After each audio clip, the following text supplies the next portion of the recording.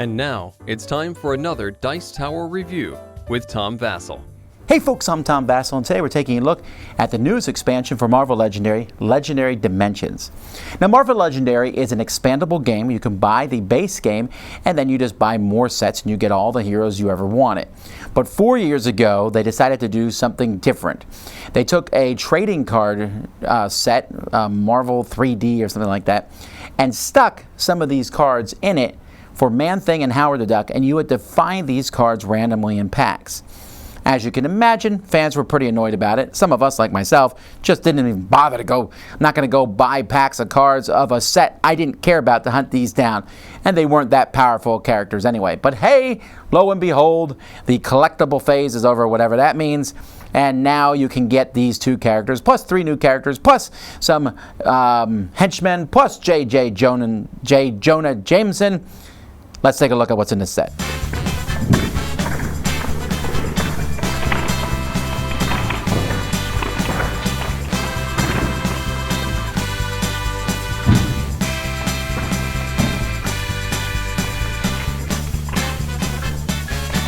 So first we have Howard the Duck, one of the 2 characters that came in the original collectible game. So Howard the Duck here, you love him or you hate him in the Marvel Universe, but very kind of basic character. I like this one. Reveal the top card of your deck. If it costs 0 or has no team icon, draw it. Here you get +1 for each other hero you played with no team icon. Reveal the top 3 cards, draw 1, discard 1, and KO 1. That's always a special ability that I like. Man-Thing has teleport on this 1 card. So teleport basically means you can set the card aside and add it to your hand next time, which is pretty nice, but it's not a very useful card. It's +2 against villains in the sewers or against the mastermind, which could be useful. So having a couple of these, and attack, +1 attack for each empty city space. Frankly, both Man-Thing and Howard the Duck are okay characters, but hey, we got some good ones here. Jessica Jones. So there's a new ability in this deck called Switcheroo. So Switcheroo means you can use the card for its effects. So let's say I use Alter Ego, I get 2 attack. But I could also Switcheroo, which means I stick it on the bottom of the hero deck, take a hero that costs whatever the number is, 4, into my hand and use it. That's really neat. So basically, instead of doing this power, it could be any of the powers that are out there. Now, of course, this is a little bit of a random jackpot type thing. Can I use this power right now? What am I able to do here? But at the same time, it's still a nifty thing. She also has Investigate, which means draw the top 2 cards of the deck, and you can take a card. For example, here I'm looking for one with an attack icon, and then you can put them back on top of the deck or under the bottom. This isn't the first set that Investigate's been in, but it is a great power. Here's a Switcheroo of 6, and then here's really Investigate the villain deck for a villain, put it in your victory pile, and do its fight effect, which is pretty powerful for 7.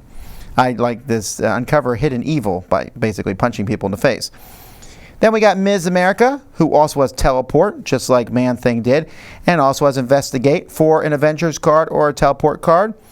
This, which has one of the coolest names of a card, Kick a Hole in Reality.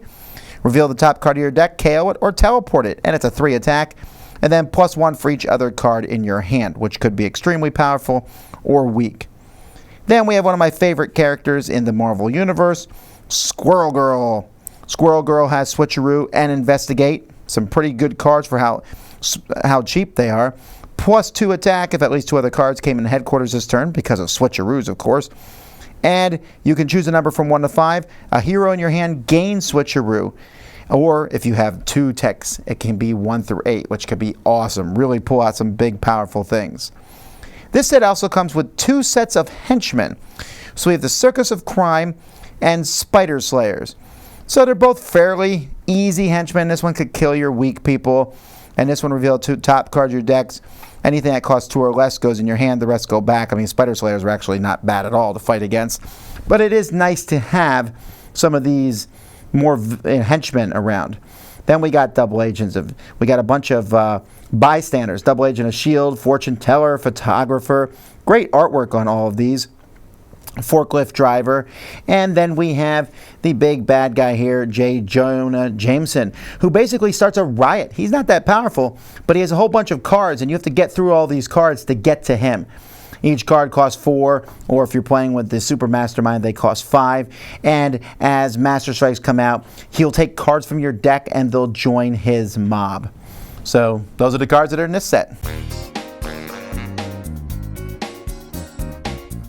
This set's a pretty solid set.